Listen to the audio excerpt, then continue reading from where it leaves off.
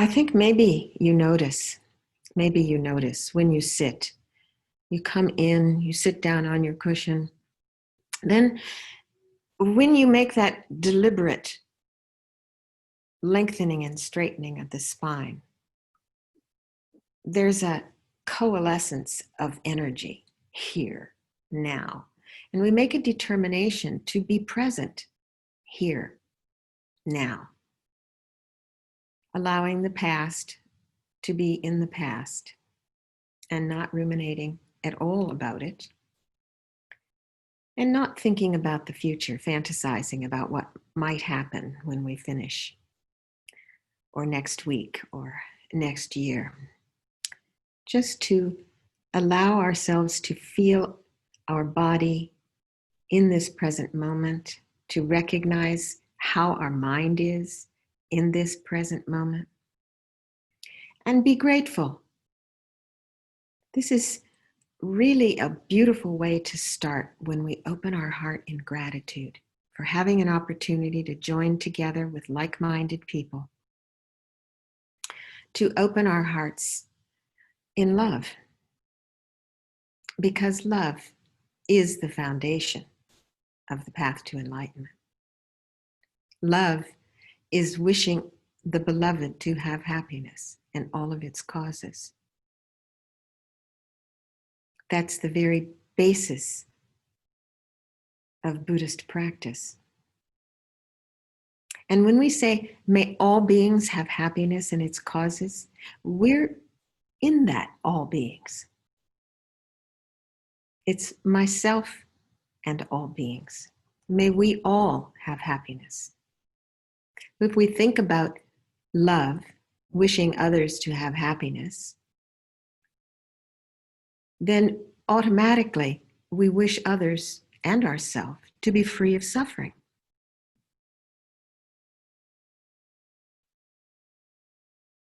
So we think, well, I would like to be able to do something about that.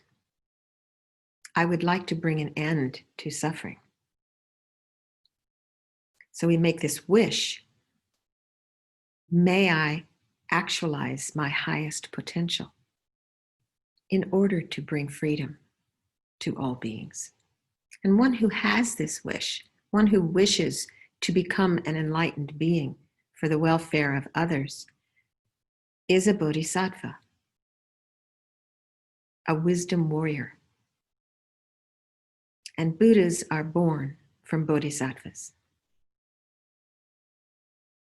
If we go backwards with them, we would say Buddhas are born from love. Love is our ground to wish others to have happiness, which also brings happiness to oneself. And we let that be our pole star for our practice to become a fully enlightened Buddha in order to liberate, in order to bring happiness, freedom to every single living being without exception. So settle into this body, allow it to become completely relaxed as the spine reaches toward the sun.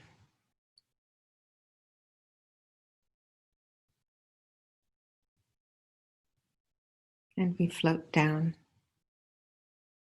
noticing any tension that we find as we scan the body. The forehead and around the eyes brings us present as we scan, present in this body right now. Down to our jaw.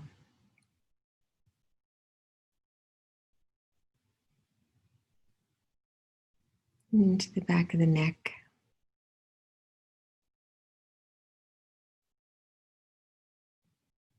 And across our shoulders.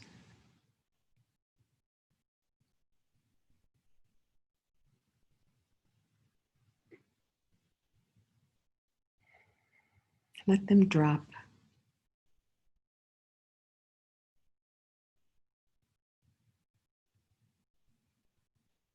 And go down your arms to the tips of your fingers, feeling your hands resting gently in your lap or on your legs.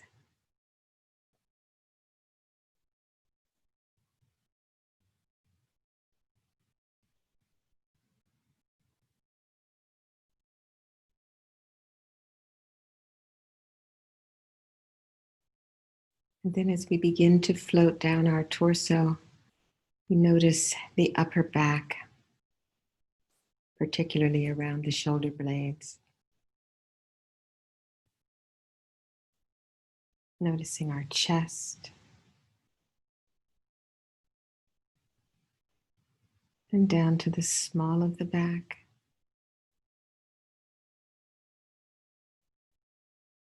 All the way to our sit bones. Our glutes are soft.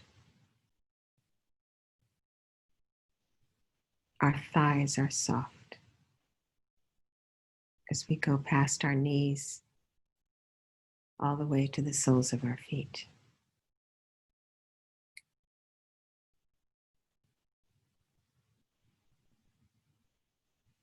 Breathing into the belly, let it be soft.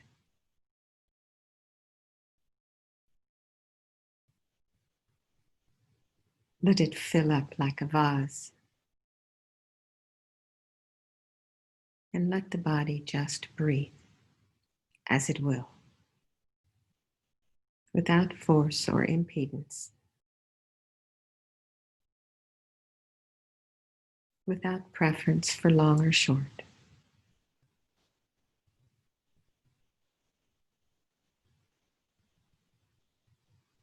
Just present with the sensations in the body as it breathes.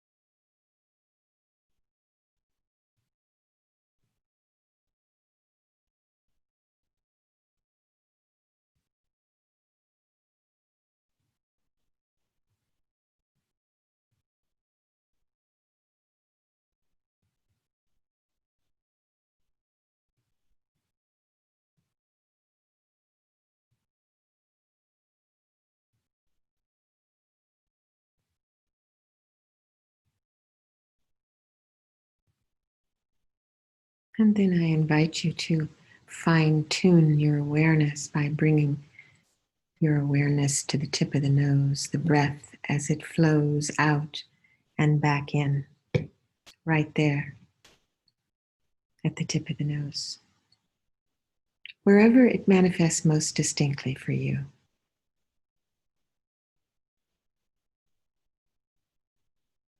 Rather than following the breath all the way to the top of the in and all the way down, maintaining that pinpoint of sensation right there at the nostrils.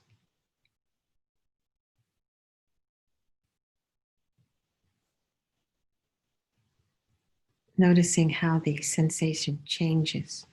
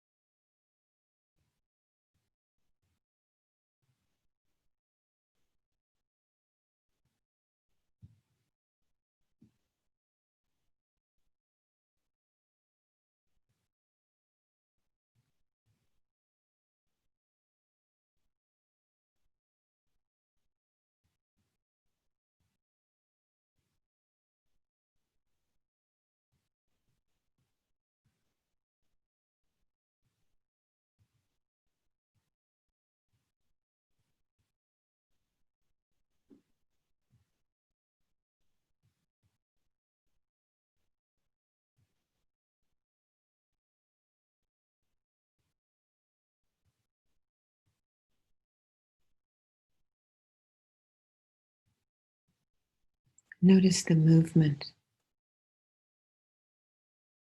and notice the stillness, especially when the breath turns. There is a still point.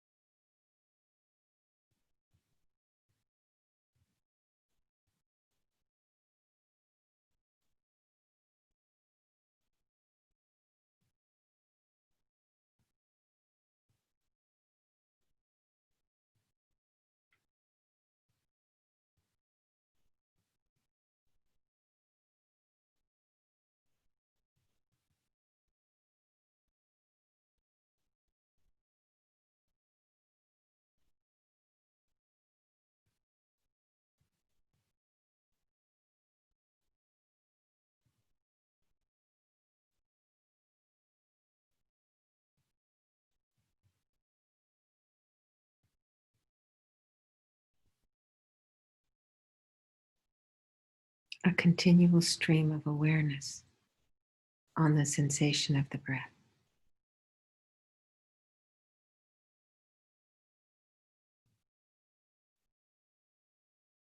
without being tugged away by a thought.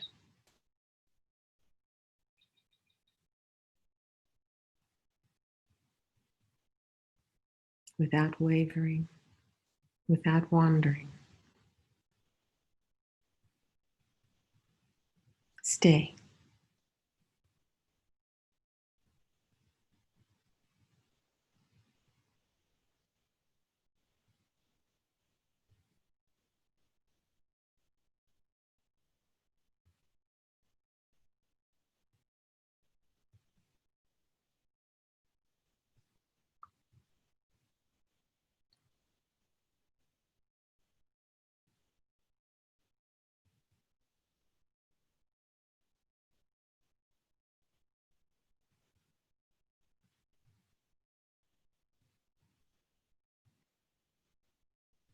Allow yourself permission to let go.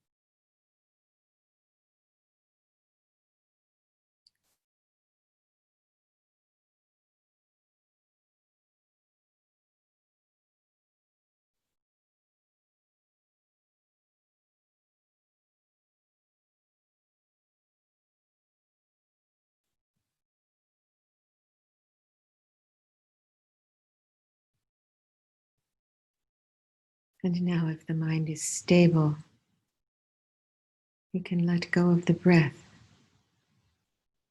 and allow the mind to attend, or awareness to attend to awareness itself, the space between the thought, the awareness of awareness, the knowing of knowing.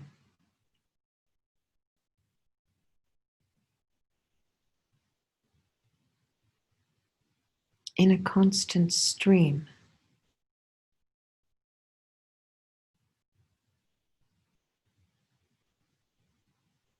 this clear mind knows what arises, what abides, and what passes.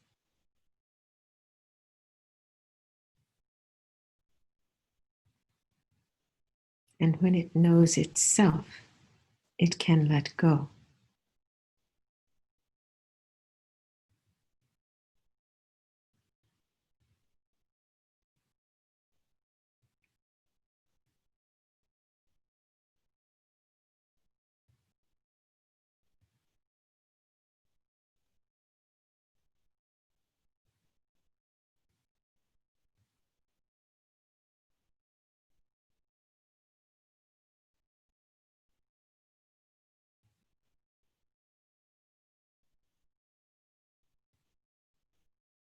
Studying the mind using the mind.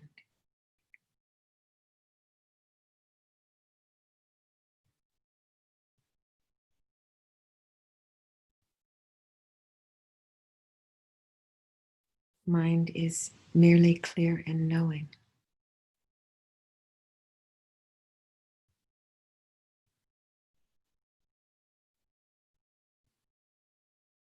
And that which arises within the mind is conditioned.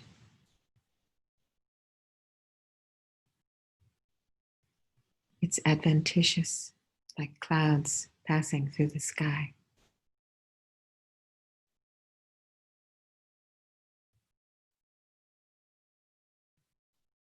It arises from the habit of the mind, coming within the mind, arising due to habit.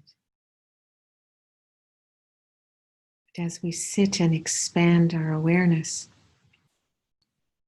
we begin to grow our habit of awareing, of being present and aware, rather than trapped in the circularity like an eddy, round and round and round. Simply allowing, presently awareing.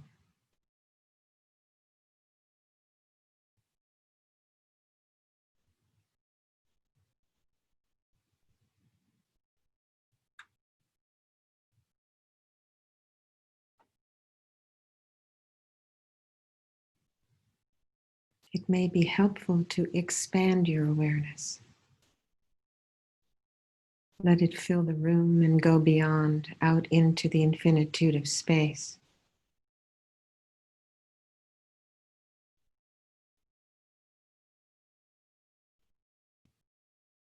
And then gradually return it back and let it rest as it will in its natural place.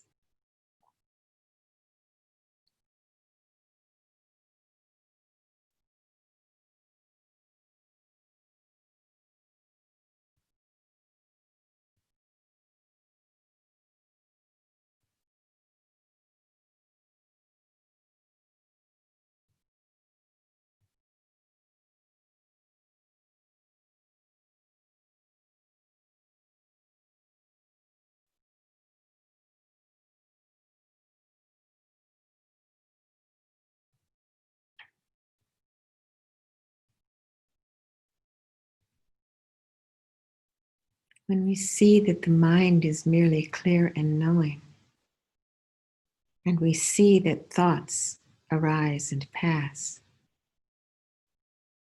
it reinforces our ability to see thoughts and feelings and emotions arising in our day-to-day life and recognizing they're just the same as those that arise on my cushion.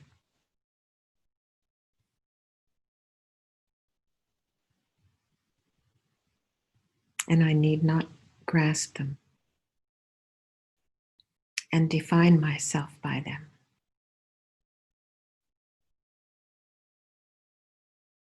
Creating this egoic self-sense which keeps me trapped.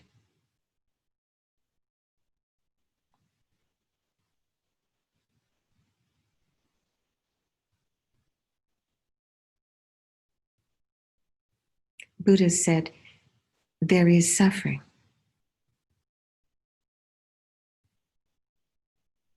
And there's a cause of suffering. And there's a cessation of suffering. And there's a path to that cessation.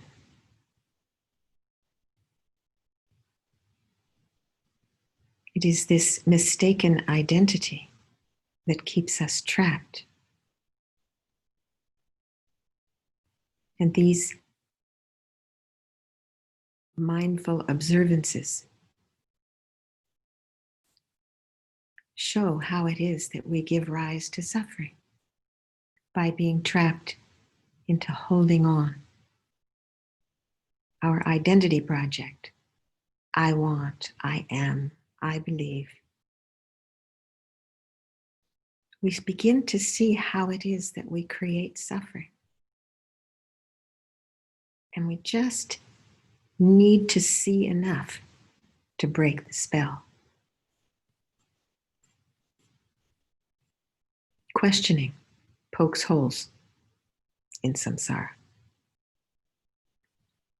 It pokes holes in the veil of ignorance.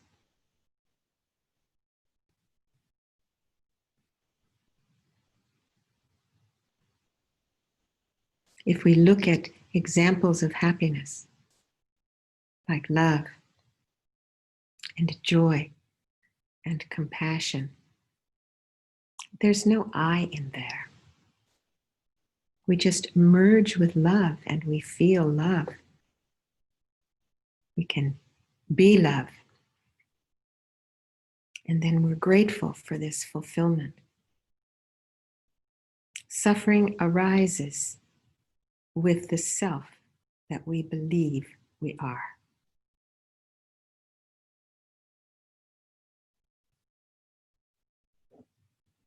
What is this self?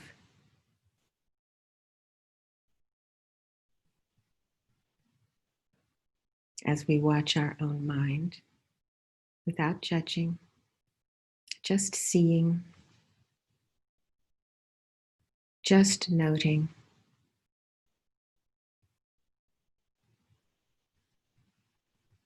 there's such a strong sense to be caught in self-reference. This is the real me sitting here on this cushion.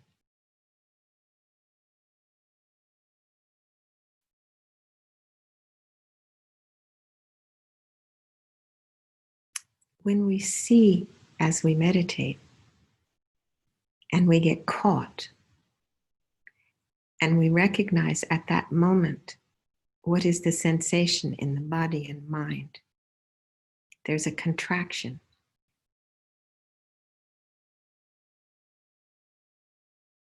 And we feel off balance. And then we come back to center. Feel that sensation there, free of self, free of ego. Just being in love.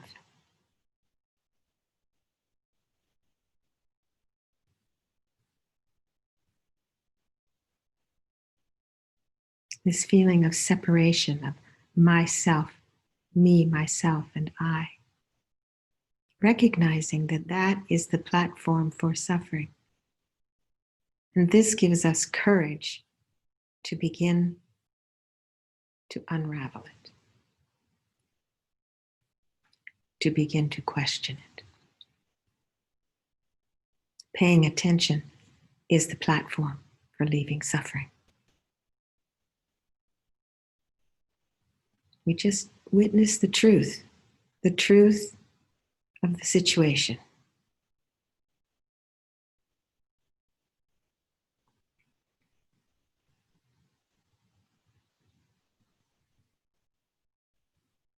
When we just simply see, there's no eye illusion in clear seeing.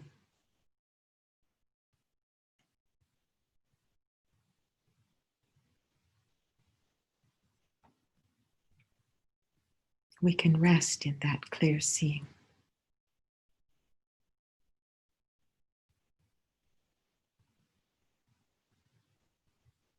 There's great nourishment drawn from that rest.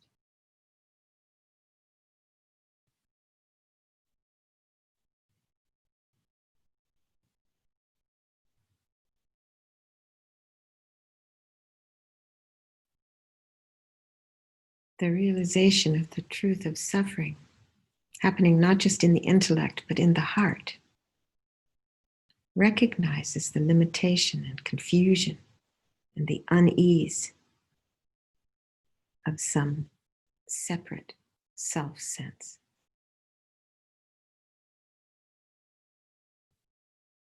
And we choose to rest in clear seeing.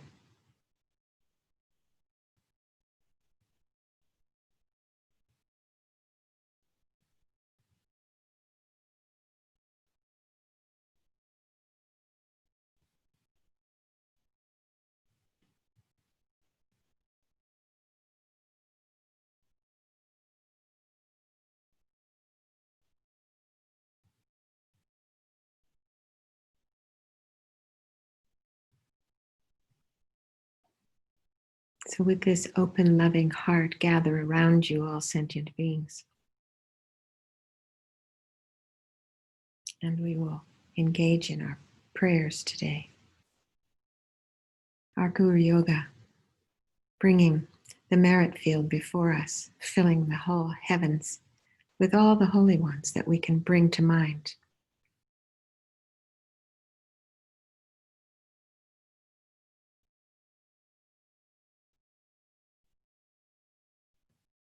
And thinking of our close friends and family around us, close to the left and right and behind us.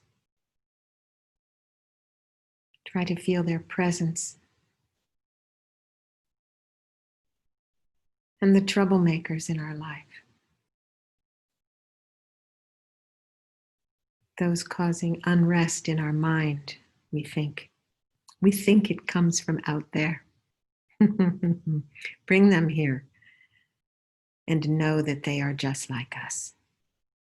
They too wish happiness and freedom from suffering.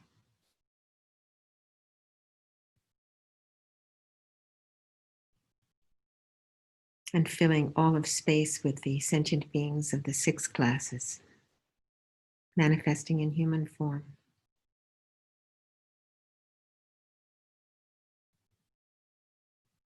And think, I will free them all. And in order to do so, I will take refuge in that which I believe will protect. I go for refuge until enlightenment to the Buddha, Dharma, and Sangha. By my virtuous actions of giving and so on, may I become a Buddha to benefit all beings. I go for refuge until enlightenment to the mind of enlightenment, to seeing emptiness directly, and to the Arya beings who have. May I become a Buddha to benefit all beings. I go for refuge until enlightenment, with confidence in the knowledge that the nature of my own mind is wisdom. Its expression is clarity, and its compassion is all-pervasive. May I become a Buddha to benefit all beings. Allow that to just permeate your heart, this longing desire for enlightenment. May all beings abide in equanimity, free of attachment and aversion. May all beings have happiness and the causes of happiness. May all beings be free of suffering and the causes of suffering. May all beings find good rebirths and the bliss of liberation. I will help us to have these. Please, Guru Buddha, bless me to be able to do this. Make that strong wish.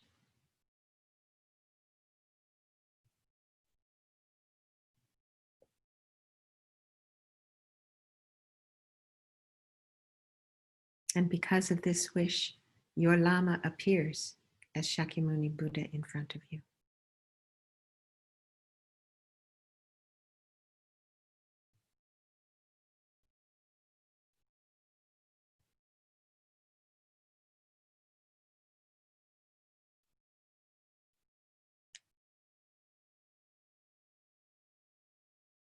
Seated on a throne, his holy body is made of light.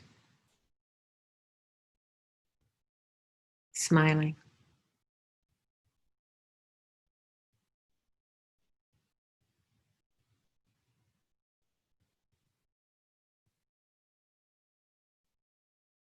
Feel the warm presence before you.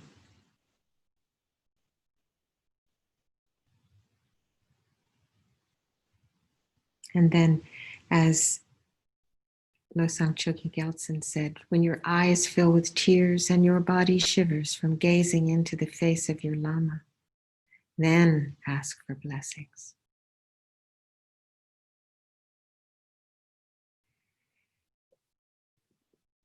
Oh, magnificent and precious root Guru, please abide on the lotus and moon, seat above my head. Guide me with your great kindness and grant me realizations of your holy body, speech, and mind. And now your Lama comes to the crown of your head.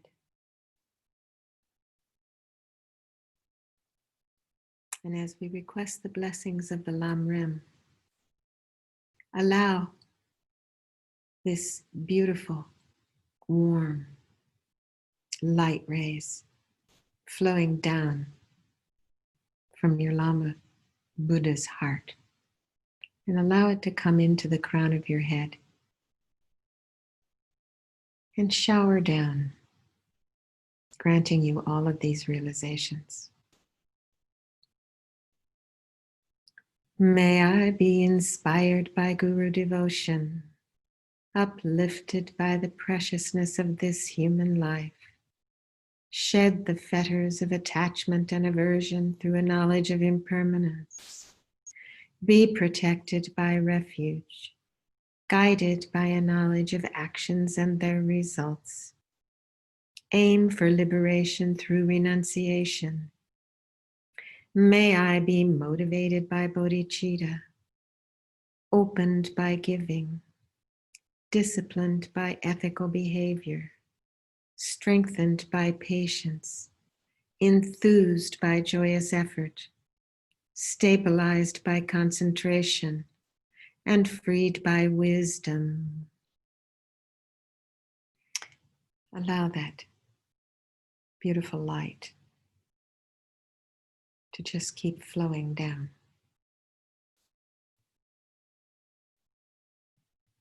and fill you up.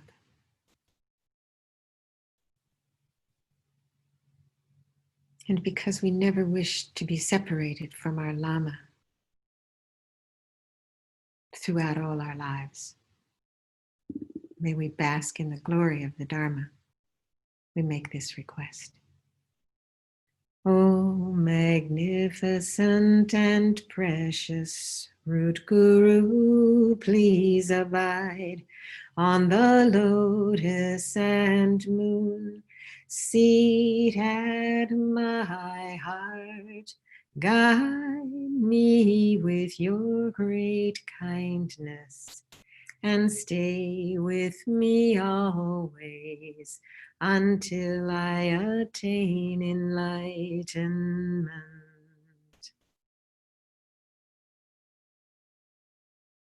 And now experience Guru Shakyamuni Buddha melting into a small sphere of light.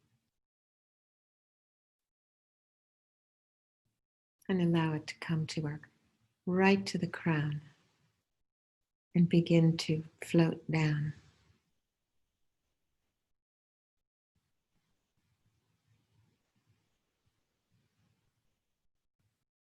Allow it to come slowly down and come to rest at the level of our heart.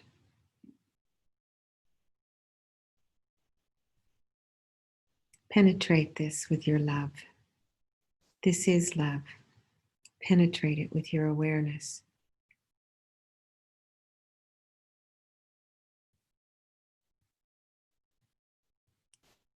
And using the breath as you inhale, allowing it to become energized. Feeling warm and soft and beautiful.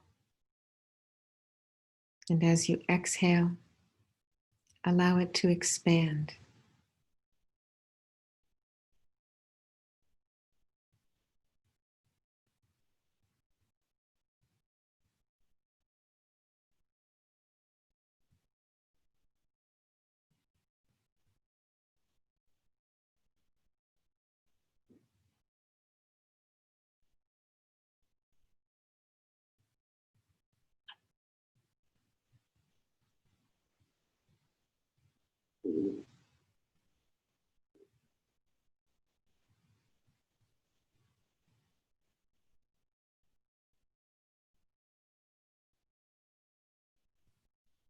As it expands, it becomes uncontainable. Your whole body filled with love, and you know that you are loved, and it's your nature to love.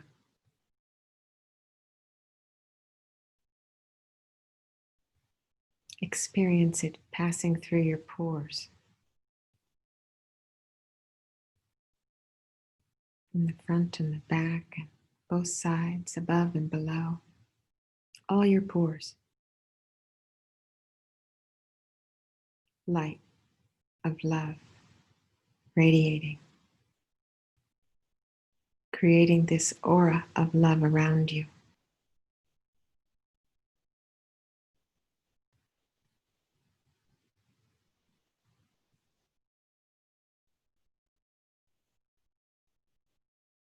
And take a moment to think, to whom would I like to give this love, this happiness, this freedom from suffering?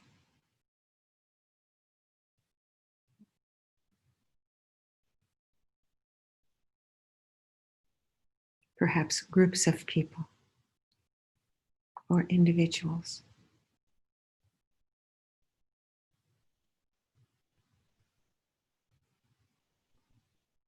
Whoever appears in your awareness. As you inhale, remove their suffering and give them love.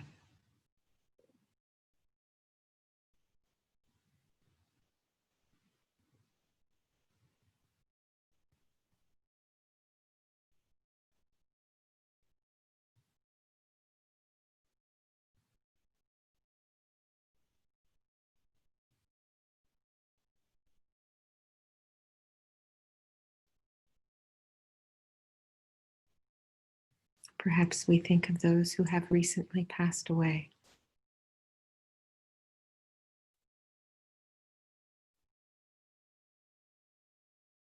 Give them a fortunate rebirth.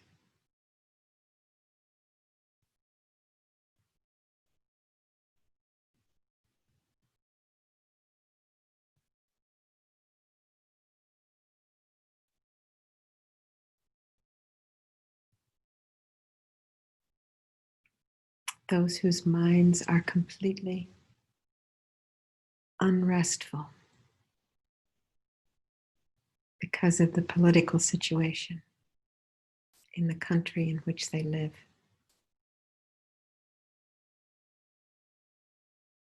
Living in poverty,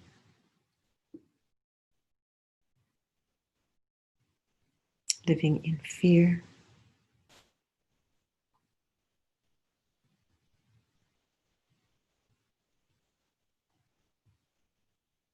living in ignorance with minds filled with hatred. So painful.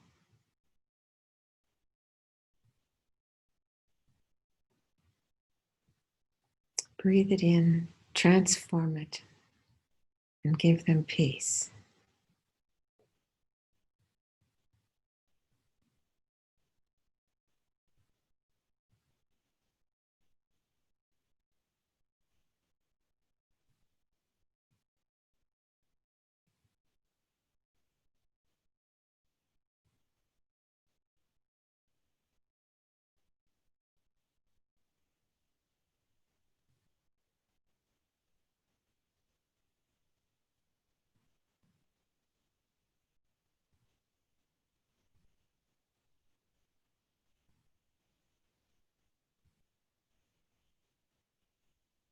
All those in this country grieving the loss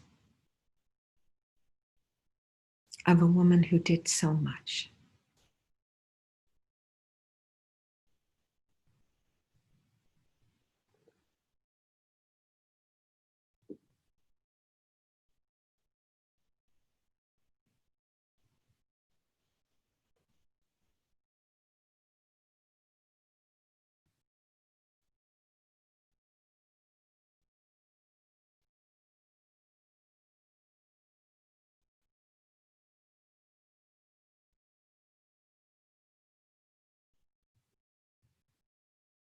May Justice Ginsburg have a fortunate rebirth.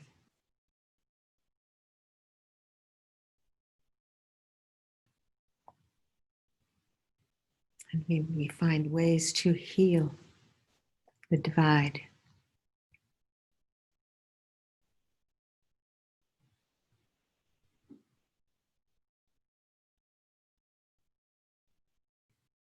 Through love, for only love will heal hate.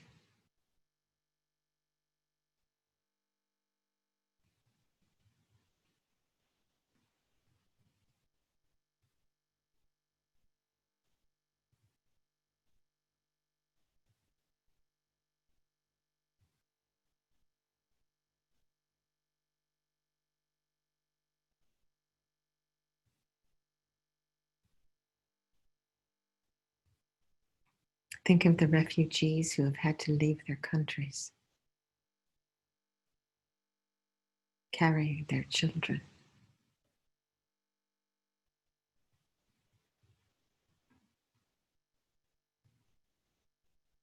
Give them a safe place.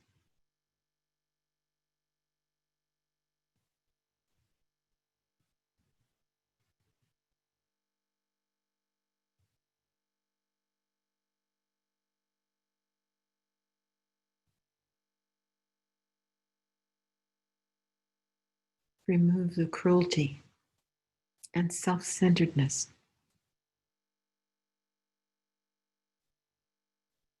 from those in power. Soften their hearts. Let them lead with enlightened politics.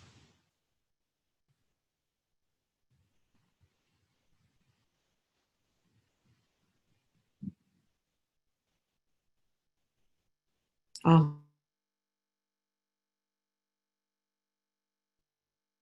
wherever there is suffering, may I take it and give peace, abundance, joy.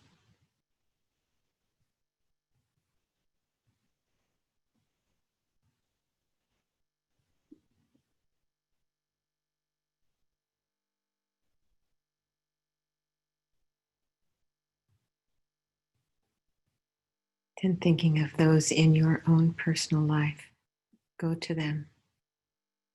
Send your love.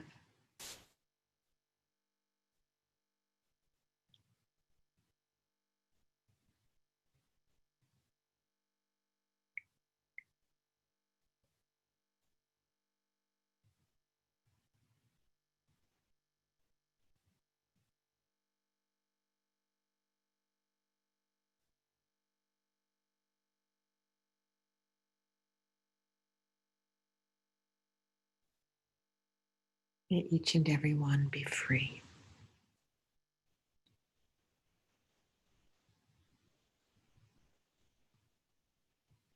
Let your awareness expand out until it fills the infinitude of space, touching every living being.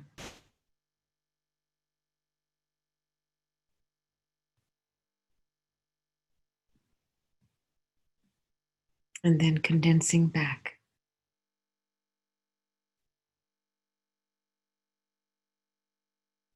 Getting smaller and smaller.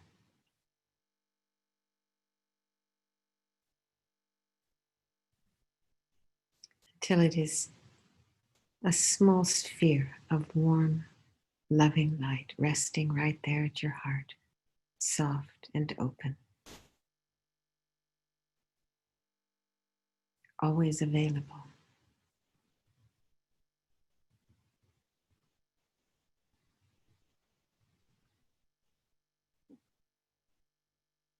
And rest in a few moments into peace and gratitude.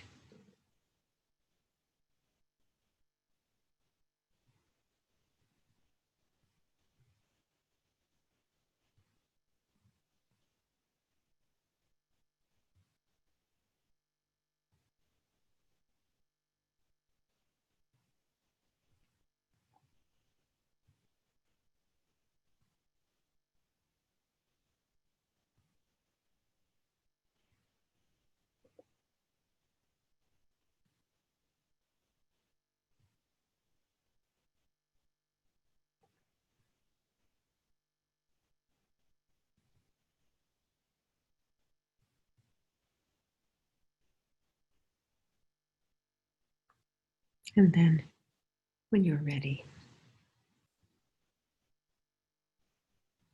begin to move your hands and your toes.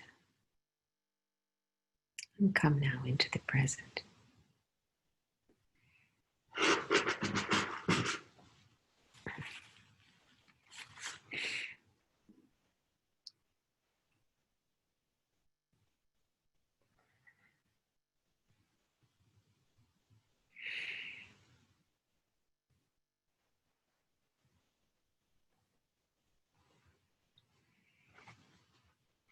I think we don't have time to go into breakout rooms, but maybe people want to share what their experience is,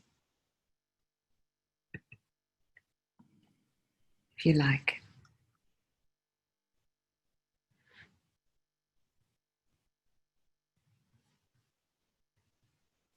Do you find when you do this meditation of offering love, do you find that it brings peace to your own heart? What do you find?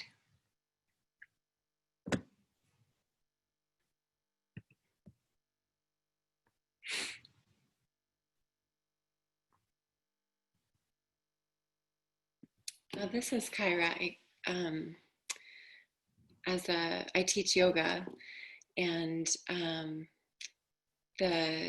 the way that you described being able to create an experience of seeing through the veil just enough, and then trusting people to tap into their own wisdom and their own innate love to want more of that. Is helpful for me as a teacher. I think sometimes we want to fix people or give them all the answers all at once, or say, if only you just did it this way, you would be doing it right. And so I think that's a really good lesson. It's just enough so that they can do the rest themselves. Love that. Yeah. Yeah, beautiful. Yeah, thank you. It's good. It's good. I think this is what we all do. I think um, wanting to help. It comes from a good place. We want to help, we want to fix. But you see, we each have to fix ourselves. Darn. Oh, dear. Yeah, yeah. Anybody else want to share? This is Alec, and for me, I find that the focus on love, it kind of like flips the switch or flips the polarity of my thoughts from the constricted fear and worry and future focus and that kind of thing, and it just immediately flips the polarity and reminds me, oh yeah, and allows me to actually connect, to nourish myself and to nourish others by flipping that polarity. Beautiful. Yes, yes. Mm. Yeah, I find I get out of myself. I'm thinking of helping, of giving love to all of these, whoever comes up in my mind. uh, then there's no constriction around my own self. I want, I need. I'm getting. I feel nurtured by that. I receive so much by that. Yeah. Someone else? It's Victoria. Oh, I'm sorry. There we are. This is a wonderful meditation, and I noticed something in my mind that I found kind of disturbing. I have a penchant to love those that love me, and a similar penchant to say, well, if you're not going to be nice to me, if you're not going to love me, you don't deserve my love. And it's a really hard nut to crack. Mm-hmm. Because for me, I don't know if this is the case for others, but for me, I was raised in an environment and have lived in an environment where it was a negotiation, a trade-off. If you do this, then I'll do that. And I noticed all of that come up in this meditation. It was very uncomfortable. But I don't think I'm alone in this. I really don't. Mm. I think it's common that this is, it's very common to want to help those who help you. I mean, this is the category of friend, enemy, and stranger, right? A friend is someone who's helped you or someone you love, and an enemy is someone who's harmed you or someone you love. And a stranger hasn't done neither. So if we look at that, and we look at who was our enemy and who is our friend, and we look at it through the course of our lifetime, we see that people move in and out of categories, that people become strangers that were our very best friends when we were children. We don't even know where they are now. So we fixate on someone who's helped us, and we want to help them. We want them to be happy. So we don't necessarily wish harm on those who have harmed us, but we're not so keen to rush over and help. So it's looking at those labels. It's looking at, there is that self-cherishing I that sees itself as separate from my friend, my enemy, that stranger. So it's looking at that. It's really being able to cut through that with equanimity, the wisdom of equanimity. Ratnasam Baba's wisdom of equanimity. Trying to see how all beings really have the same base. We all have Buddha nature, each one, even that one who has harmed us so many times, has that same capacity. And if we look life to life to life, if we're thinking about life to life to life, Last life, we had a mother. Who was that? We don't know. Don't know who that was. So there is that meditation on the kindness of mothers to be able to think, oh, if in fact, and we check by doing that meditation where we're going back, remembering this morning and remembering yesterday and remembering last week and last year and going back until we can go back to our first memory. And it stands to reason that there was an awareness before that first memory. And you go back into a previous life and you say, oh, I wasn't Elaine. Maybe I was a woman. Maybe I was a man. Maybe I was a dog. So it's hard to say exactly. Chances are we were all human beings, because in order to be able to be here, sitting here together, we had to have created the cause for this precious human life, which is said to be pure prayer and pure morality. So that's why it's really hard to have a precious human life, because you have to practice in order to get it. But thinking like that and thinking that life before life before life, since beginningless time, since time without discoverable beginning, let's put it that way, because Buddha said he couldn't see the beginning.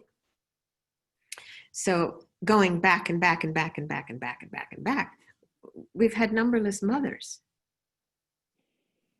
And so they could be the one who's harming us now. They could be our very best friend. We don't know. So, but if we think like that, each one has raised us in kindness again and again. So repaying their kindness, thinking like that. If we think the person who's harmed us, wow, you've been my mother. I really wish to be kind to you. And when I'm kind to you, when I'm kind to that one who's been unkind to me, something softens in them. Something changes in the relationship. If I'm able to open my heart to others, they soften. I've seen it happen numberless times. Being able to, as they say in the thought transformation, give the victory to others. And then to see what happens when you do that.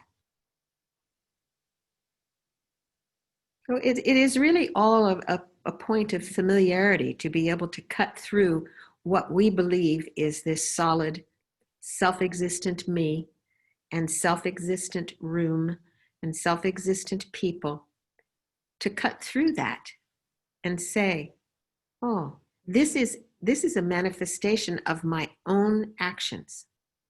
I'm seeing this out of habit. I'm seeing this out of habit.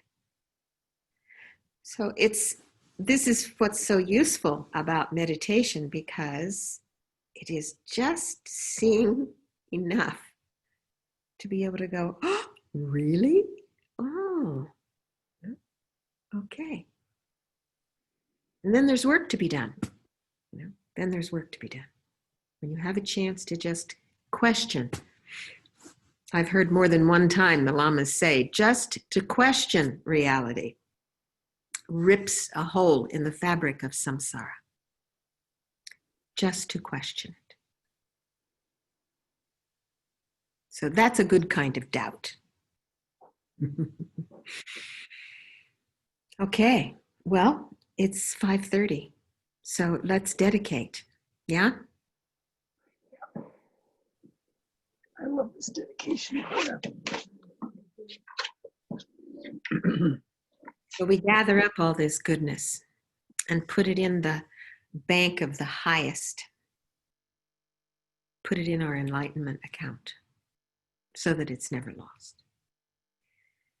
By merit of this virtue, may I become Buddha and lead all beings everywhere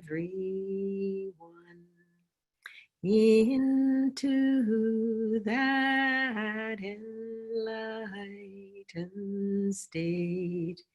May the precious Bodhi mind not yet born arise and grow, and may that born not decline, but increase more and more. May all beings everywhere, plagued by sufferings of body and mind, find an ocean of happiness and joy by virtue of my merit. May no living creature suffer, commit evil, or ever fall ill. May no one be afraid or belittled with a mind weighed down by depression. May the blind see forms, the deaf hear sounds. May those whose bodies are worn with toil be restored on finding repose.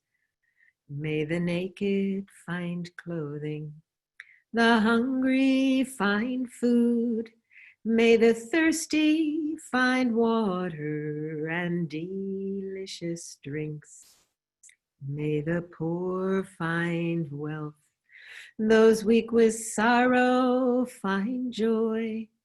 May the forlorn find hope, constant happiness and prosperity. May there be timely rains and bountiful harvests. May all medicines be effective and wholesome prayers bear fruit. May all who are sick and ill quickly be freed from their ailments. Whatever diseases there are in the world, may they never occur again. May the frightened cease to be afraid, and those bound be freed. May the powerless find power, and may people think of benefiting each other. As long as space remains, as long as sentient beings remain, there too may I remain, to dispel the misery of the world. So may we also dedicate to the long lives of all of our spiritual masters.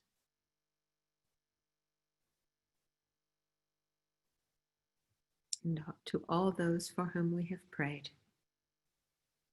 to all those who are on our prayer list, our own prayer list.